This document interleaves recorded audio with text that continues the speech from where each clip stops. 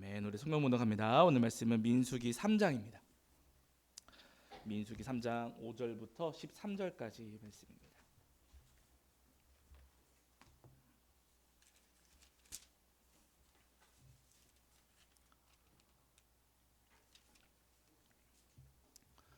민수기 3장 5절부터 13절까지입니다. 민수기 3장 5절부터 13절. 3장 5절부터 13절까지 말씀 우리 찾으신 줄 알고 한 목소리로 합독하겠습니다. 함께합니다.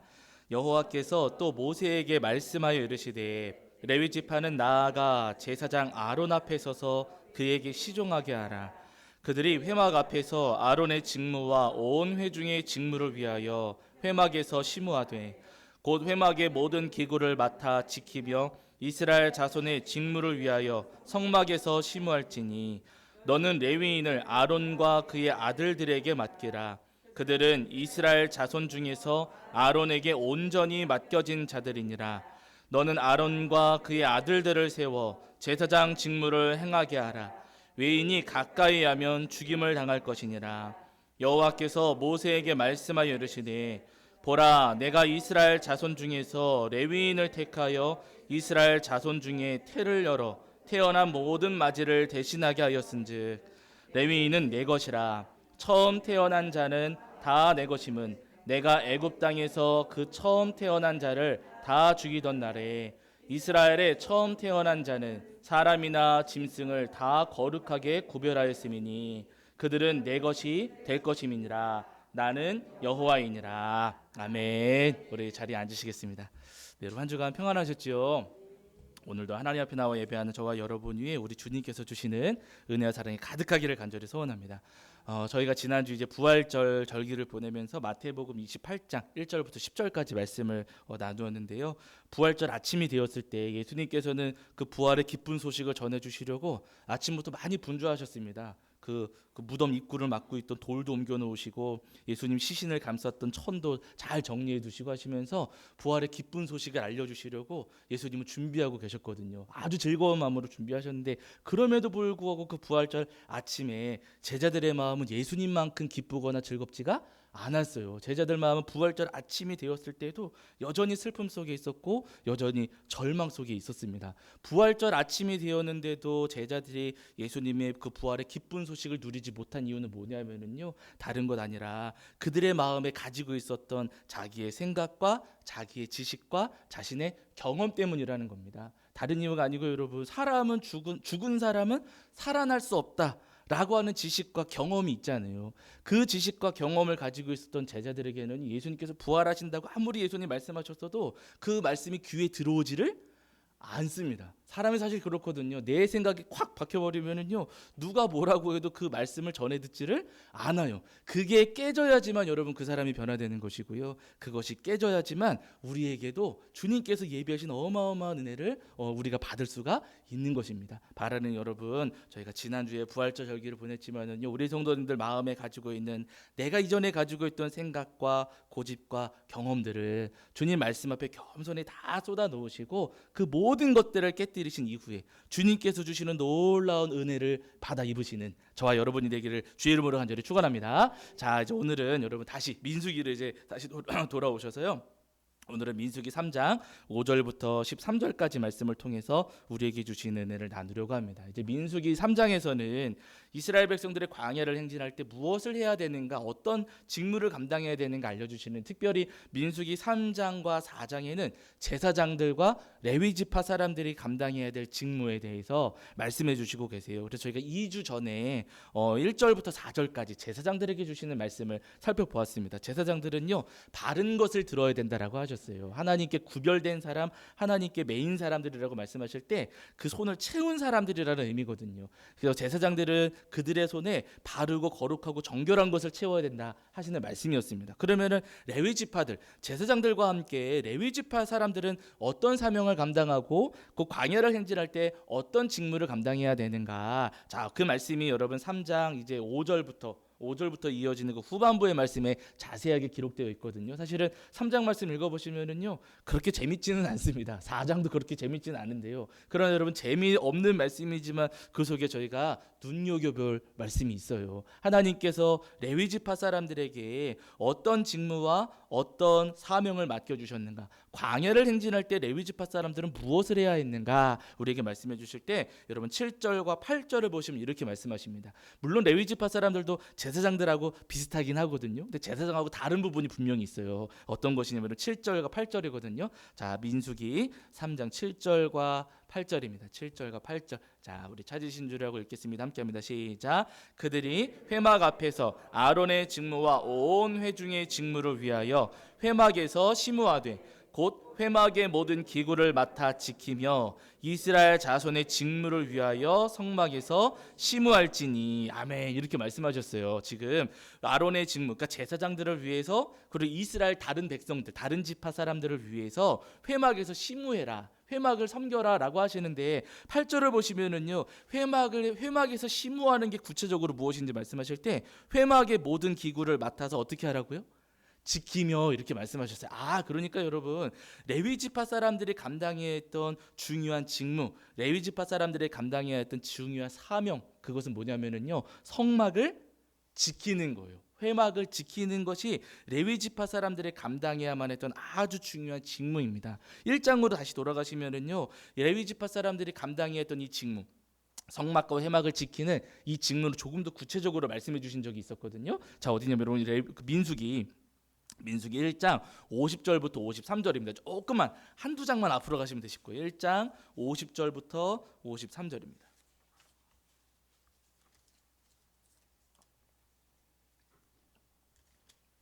네, 1장 50절부터 53절입니다. 민수기 1장 50절부터 53절.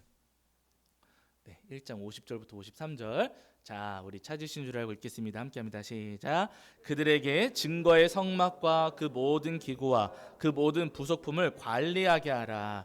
그들은 그 성막과 그 모든 기구를 운반하며 거기서 봉사하며 성막 주위에 진을 칠지며 성막을 운반할 때에는 레위인이 그것을 걷고 성막을 세울 때에는 레위인이 그것을 세울 것이요 외인이 가까이 오면 죽일지며 이스라엘 자손은 막사를 치되 그 진영별로 각각 그 진영과 군기 곁에 칠 것이나 레위인은 증거의 성막 사방에 진을 쳐서 이스라엘 자손의 회중에게 진노가 임하지 않게 할 것이라. 레위인은 증거의 성막에 대한 책임을 지킬지니라 하셨습니다. 아멘. 이렇게 보시면은 여러분 레위 지파 사람들이 성막 지키는 방법에 대해서 이미 앞에서 말씀을 하셨어요. 사실은 여러분 어려운 게 아닙니다. 50절, 51절 이어지는 말씀들을 보시면은요 모든 기구를 운반하는 것, 그리고 성막 주변에 진치는 것. 다른 지파 사람들은 세 지파씩 묶어가지고 그 중심이 되는 지파를 중심으로 해가지고 그 지파들끼리 모였거든요. 근데 레위 지파 사람들은 성막 사면에 진을 쳐라라고 하셨어요. 동쪽은 아론 계열의 제사장들이 진을 치고요. 서쪽, 남쪽, 북쪽은 레위 지파 다른 가문 사람들이, 고라 같은 사람들이지요. 고라, 무라리, 게르소, 나마 이렇게 될 텐데요. 그 레위 지파에 속해 있는 가문들이 성막을 중심으로 진을 쳐라 이렇게 말씀을 하셨습니다. 그리고 거기 51절에도 보시면은요 성막을 거들 때, 성막을 걷는 것, 성막을 세우는 것도 레위 지파 사람들이 해야 된다라고 하셨습니다. 그러니까 여러분 이 말씀들을 근거로 저희가 쭉 정리를 해보면은요 레위 지파 사람들은 성막 지키는 사명을 받았고, 성막을 지키는 것은 어떤 것인가? 운반하고 진을 치고 세우고 걷고 하는 이런 모든 직무를 감당할 때 그것을 가리켜서 성막을 지킨다라고 하나님께서 지금 말씀해 주시는 거예요. 그러면 여러분 이렇게 보면 좀 어려워 보이기는 하지만은요 사실은 레위 지파 사람들이 성막을 지키는 이 직무는 사실은 한 가지로 정리가 될 수가 있습니다. 여러분 생각을 해보세요. 성막의 기물을 운반하고 세우기도 하고 걷기도 하고, 정리할 때 이렇게 이동할 때는 걷어야 되잖아요. 걷고, 그리고 때로는 성막 주변에 진을 쳐가지고 이스라엘 백성들이 함부로 건너오지 못하도록 딱 성벽처럼 이스라엘 백성들이 하나님의 울타리가 되는 거예요. 아무나 함부로 오지 못하도록 울타리가 되는 겁니다. 그러므로 운반하고 진치고 세우고 걷고 울타리가 되는 거, 이거 전부 다 지금 뭘로 하는 거예요? 운반하고 진도 치고 세우고 걷고 이거 다 뭘로 해요 지금? 몸으로 하는 겁니다. 몸. 여러분 이게 지금 레위 지파 사람들이 하는 일들은요. 여러분 레위 지파 사람들이 감당해야 되는 직무는 몸으로 하는 것들이에요. 몸으로. 이게 여러분 보통 일이 아니었습니다. 그래서 나중에 보시면은요. 레위 지파 사람들이 은퇴하는 나이를 하나님께서 정해 주세요. 그 은퇴하는 나이가 50세예요. 50세. 네, 힘이 있을 때까지는 일을 해라 이거예요. 힘이 있을 때. 근데 50세 넘어 지금이야 뭐 50세 되셔도 아주 기운이 좋으시지만 이때는 그렇지 않았거든요. 그러니까 힘이 넘쳐날 때는 열심히 걷고 나르고 몸으로 하고 그 힘이 빠질 때쯤에는 은퇴해라라고 나중에 하나님께서 이제 말씀해 주시거든요. 그리고 결론적으로 저희가 보면은요. 레위 지파 사람들이 감당해야 됐던 것은 레위 지파 사람들이 감당해야 됐던 직무는요. 몸으로 하나님의 성막과 회막을 지키는 것. 하나님은 레위 지파 사람들에게 너희 몸으로 주님의 성막과 회막을 지켜라라고 지금 오늘 본문에서 우리에게 말씀하고 계십니다. 여러분 몸으로 주님 계신 성막을 지키는 것은요 레위 지파 사람들에게만 주시는 사명이 아니라 사실 오늘 우리에게도 주시는 사명입니다. 왜냐하면 여러분 레위 지파 사람들이 주님 계시는 성막과 회막을 지켜야 했다면 오늘 우리는 뭐 지켜야 될까요? 재산 지켜야 될까요? 집 지켜야 될까요? 돈 지켜야 될까요? 뭐 강아지 지켜야 될까요? 아니면 교회 지켜야 될까요?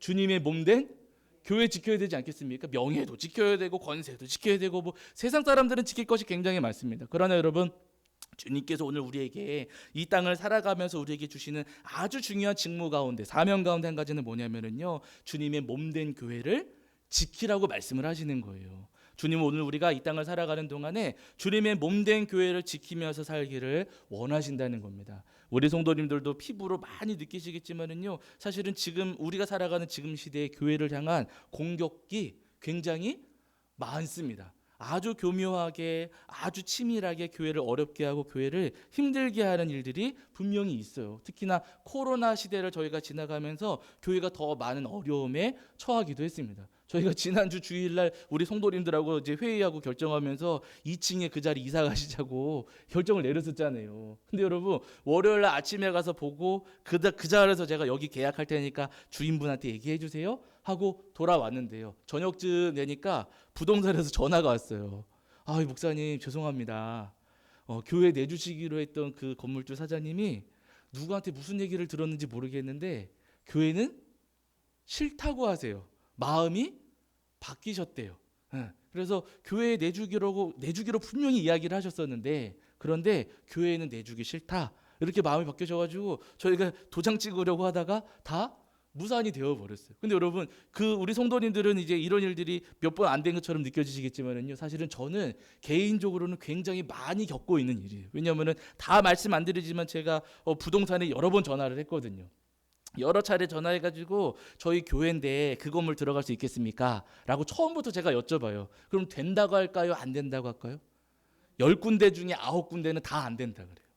된다고 했던데도 한 10분쯤 있다 전화 와요. 아, 목사님 거기 아내 되시는 분이 안 된다고 했대요. 그래서 안 된대요. 아니면 남편분이 싫다 그런대요. 그래서 안 된다고 하면서 된다고 했다가 틀어지는 경우들이 굉장히 많이 있습니다. 이게 여러분 별거 아닌 것 같지만은요, 사실은 굉장히 심각한 일이에요. 이 세상 사람들이 자기들 곁에 교회 오는 것을 싫어하는 거예요. 네. 코로나 사태를 지나가면서 사실은 더 심해졌습니다. 우리 주변에 교회에 있는 것을 사람들이 싫어하고요. 자기들이 가지고 있는 방법으로 교회를 자꾸만 밀어내는 거예요. 밀어내요. 그래서 지금도 사실은 우리가 이사 갈 수 있는 자리가 있기는 있어요. 동네 저 끝자락, 사람들 안 다니는 끝자락에 있는 건물에는 저희가 갈 수 있어요. 거기는 비어있는 데가 지금 있거든요. 교회 오라고 하는 데가 있어요. 그러니까 지금 사람들의 마음은요, 교회를 자꾸만 저 멀리, 우리 동네 멀리 있는 쪽으로 자꾸만 몰아내고 우리 가까이 오는 것을 원치 않는다는 겁니다. 이게 여러분 몇 년만 더 지속이 되면은요, 동네에서 교회 찾기 어려워지는 시대가 올 수도 있어요. 정말 여러분 우리가 지금 깨어 있어야 되는 시대이고 우리가 민감하게 지켜보고 민감하게 우리가 대응해야 될 그런 상황이라는 겁니다. 교회가 여러 가지 방법으로 여러 가지 모습으로 큰 어려움을 겪고 있다는 것이죠. 이런 시대를 살아가면서 여러분 주님께서 우리에게 말씀하시는 것이 주님의 몸된 교회를 지키라는 거예요. 누가 지켜야 됩니까, 여러분? 우리가 지켜야 된다는 거예요. 주님께서는 우리가 우리의 몸으로 주님의 몸된 교회를 지켜야 된다라고 말씀을 하십니다. 여러분 몸으로 지켜라라고 하시는 말씀 우리가 오해하지 말아야 될 것은 여러분 몸으로 지키라고 하셨으니까 야 가가지고 몸싸움 하라고 하시는구나 치고받고 싸워야 되는가 보구나 여러분 그 말씀은 절대로 아니세요. 여러분 말씀 보셔서 아시겠지만 예수님께서 붙잡혀 가시던 날 밤에 예수님께서 그 붙잡혀 가실 때 군인들이 와가지고 예수님 막 붙잡아 가려고 했잖아요. 그때 베드로가 칼을 뽑아가지고 싸웠습니까? 안 싸웠습니까? 싸웠어요. 칼 뽑아가지고 싸우면서 그 제사장의 종이었던 말고의 귀를 콱 잘라버렸거든요. 칼질을 잘했나 봐요. 칼싸움을. 근데 베드로가 그렇게 예수님 지키기 위해서 치열하게 몸싸움했을 때 예수님께서 베드로에게 뭐라고 말씀하시는지 말씀한 구절 찾아보실게요. 자 마태복음 여러분 26장입니다. 신약으로 많이 넘어가셔서 마태복음 26장 52절입니다. 마태복음 26장 52절.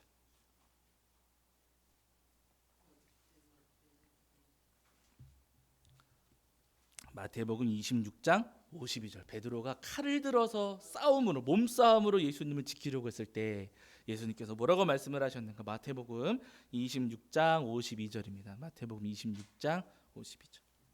신약성경 47페이지 정도 있습니다. 네, 마태복음 26장 52절. 26장 52절입니다. 자, 우리 찾으신 줄 알고 한 목소리를 읽겠습니다. 함께합니다. 시작. 이에 예수께서 이르시되 내 칼을 도로 칼집에 꽂아라. 칼을 가지는 자는 다 칼로 망하느니라. 아멘. 예수님께서 베드로에게 말씀하실 때 칼을 어떻게 하라고요? 더 세게 휘둘러라. 여러분 그러지 않으시고요. 칼을 칼집에 꽂아라. 칼을 가지는 자는 다 칼로 망하느니라. 예수님께서 우리에게 말씀을 주님 지키기 위해서 칼로 싸우지 말아라. 너희의 싸움은 칼로 하는 게 아니다. 칼로 싸워서는 안 된다라고 예수님께서 말씀하셨어요. 우리가 주님의 몸된 교회를 지키기 위해서 이 땅을 살아가면서 우리 주님을 지키기 위해서 우리의 몸으로 지켜야 되거든요. 그러나 그 몸으로 지키는 것이 결코 여러분 몸싸움이 되어서는 안 된다는 겁니다. 그러면 우리가 예수님을 지키긴 지켜야겠는데 어떻게 우리의 몸으로 예수님을 지킬까? 여러분 예수님께서 우리에게 말씀하실 때 이런 말씀도 주셨어요. 여러분 마태복음 5장으로 가보실게요. 조금 앞으로 가셔서 자 마태복음 5장 16절입니다. 마태복음 5장 16절.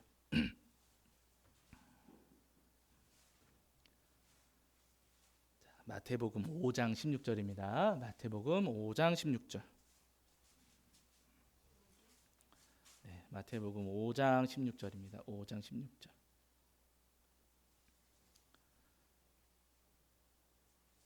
5장 16절 우리 찾으신 줄 알고 읽겠습니다. 함께합니다. 시작. 이같이 너희 빛이 사람 앞에 비치게 하여 그들로 너희 착한 행실을 보고 하늘에 계신 너희 아버지께 영광을 돌리게 하라. 아멘. 예수님께서 말씀하실 때 너희 빛이 누구한테 비치게 하라고요? 사람에게 비치게 하여. 이게 어려운 말씀이 아닙니다. 그 뒤에 분 그들로 너희 뭐를요? 착한 행실을 보고 하늘에 계신 너희 아버지께 영광을 돌리게 하라. 그러니까 여러분 예수님께서 말씀하실 때 세상 사람들에게 우리가 몸으로 뭐 보여주라고 하시는 겁니까? 착한 행실을 보여주라고요. 우리 몸으로 예수님을 지킨다는 것은 여러분 우리가 몸싸움하는 게 아니고요. 우리의 삶으로 예수님을 지키는 겁니다. 우리의 정결하고 거룩하고 순결하고 정직한 삶으로 우리의 말하는 것으로 예수님의 몸된 교회를 지켜야 된다는 거예요. 우리가 여러분 세상 사람들과 싸울 때 똑같이 저들과 칼을 들고 싸우고 저들이 우리를 쫓아내니까 뭐 건물 가지신 성도님들이 예수님 안 믿는 사람 쫓아내고 그러시면 절대로 안 되는 거예요. 우리가 세상 속에서 예수님을 지키기 위해서는요. 우리의 몸으로 우리의 삶으로 예수님을 지키는 겁니다. 저들은 악으로 대할지 모르지만은요. 우리는 선으로 저들의 악을 이겨내야 된다 주님은 말씀하고 계시는 거예요. 바라는 여러분 이 땅을 살아가시는 동안 우리 성도님들의 정결하고 순결하고 의로운 삶으로 주님의 몸된 교회를 지키시고 우리 예수님을 지켜내시는 저와 여러분이 되기를 주의 이름으로 간절히 축원합니다.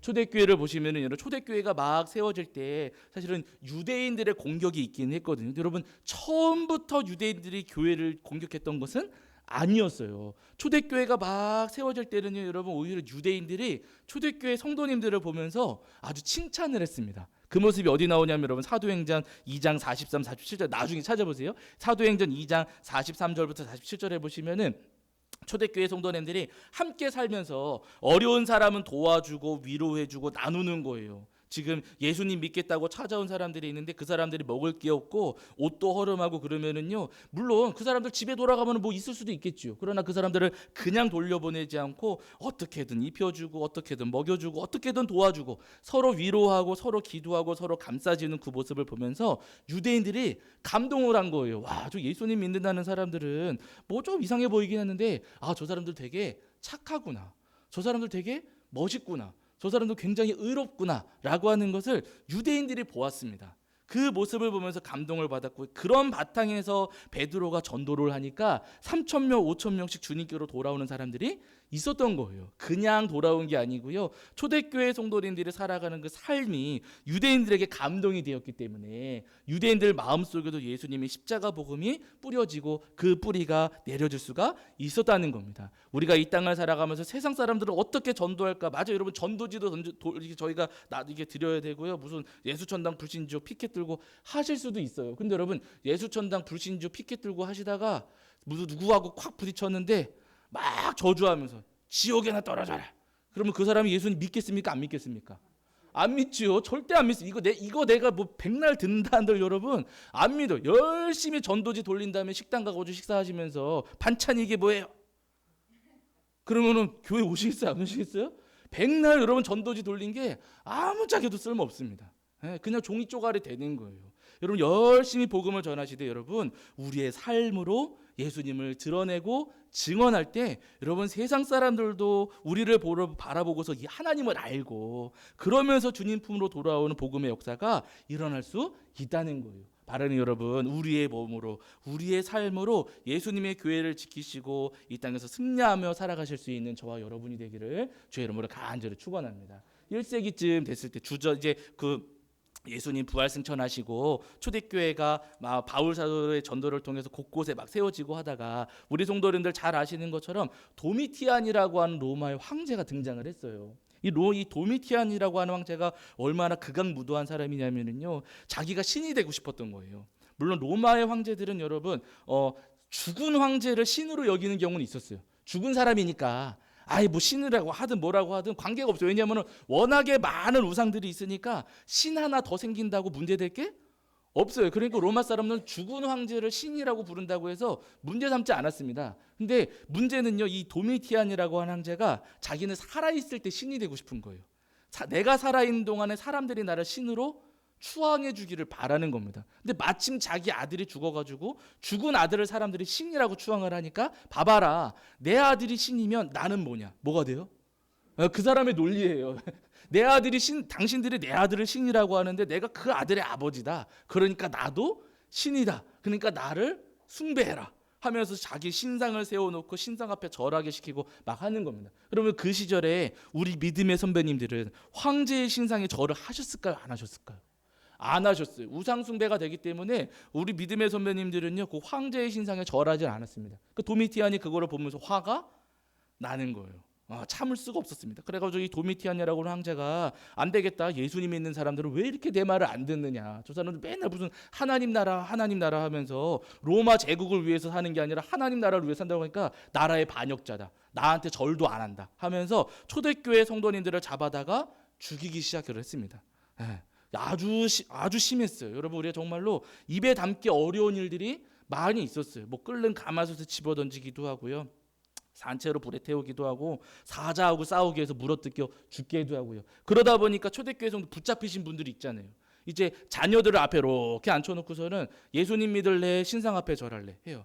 예수님 끝까지 신상 앞에 절하지 않고 예수님 믿는다고 하면 죽일까요, 살려둘까? 자녀들을 내 눈앞에서 자녀들을 죽여. 그러니까 여러분, 부모님 심정에서 그냥 부인을 하겠습니까, 안 하겠습니까? 자녀를 위해서 나 이제 신상 앞에 절할게요, 나 이제 황제 앞에 절할게요 하는 분들이 계셨어요.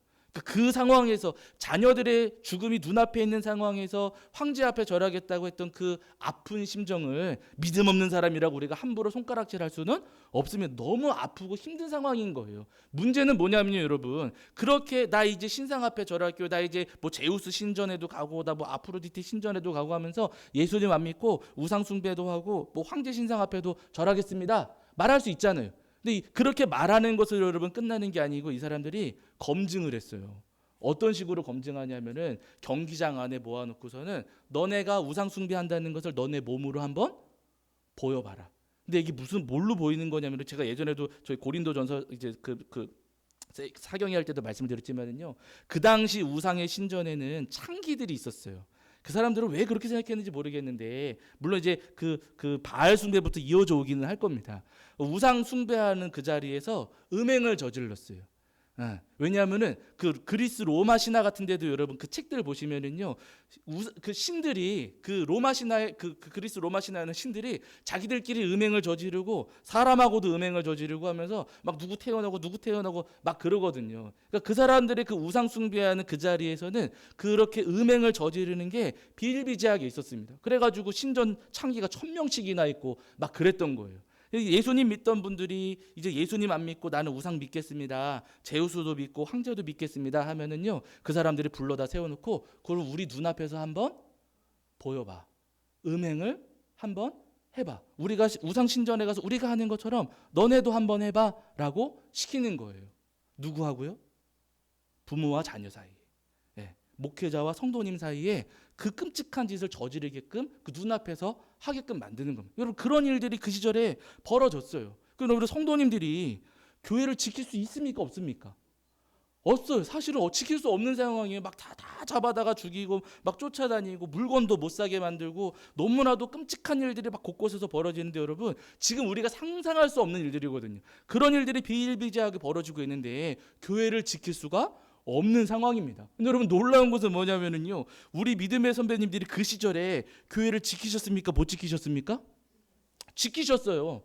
정말 상상도 할 수 없는 시절이었는데 우리 믿음의 선배님들은 그 시절에 교회를 지켜냈다는 거예요. 아니 그 끔찍한 시절에 어떻게 우리 선배님들은 주님의 몸된 교회를 지켜내셨을까? 어떻게 교회가 사라지지 않고 살아남아서 우리에게까지 이렇게 복음이 전해진 것일까? 여러분 우리 믿음의 선배님들은 어떻게 지키셨냐면은요. 몸으로 지키셨습니다. 삶으로 지키셨어요. 이해가 안 되시겠지만 여러분 이게 참 이상한 게 뭐냐면 제가 앞에서도 말씀드렸지만은 우상 숭배하는 자리에서는 음행이 많다 그랬잖아요.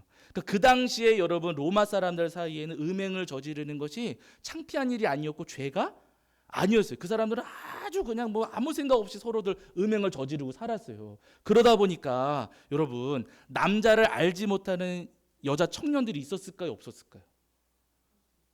예? 아니 로마 사람들 예수님 믿는 분들 말고 로마 사람들 가운데 남자를 알지 못하는 여자들이 있었을까요? 없었을까요? 없었대요.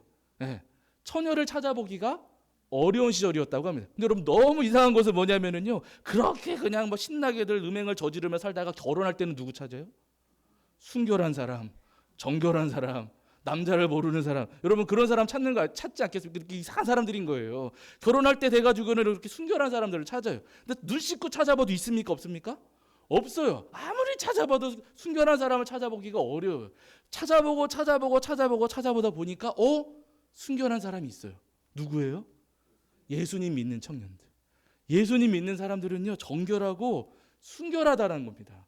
예수님 믿는 사람들은요 악하지도 않더래요. 예수님 믿는 사람들은요 아주 착하고 선하더랍니다. 그래서 여러분 이 로마 사람들이 결혼할 때쯤 돼가지고는요 다른 사람 찾지 않고 예수님 믿는 사람들을 찾기 시작했대요. 세간이 지나가면서 순결하고 정결한 사람들하고 결혼하기 시작을 했고 그렇게 해서 로마의 가정에 시집을 가고 또 장가를 간 사람들이 믿음을 가지셨던 우리 믿음의 선배님들이 자녀를 낳으면은 어떻게 키웠겠습니까? 당연히 말씀으로 키우고 믿음으로 키우시는 거예요. 그 자녀들은 예수님 믿게 만드는 거예요. 그러면서 여러분 로마 사회에 점점 예수님 믿는 사람들이 점점 다시 늘어나기 시작을 했고 그들이 로마의 곳곳에 자리를 앉기 시작을 하면서 여러분 로마 사회에 균열이 생긴 겁니다.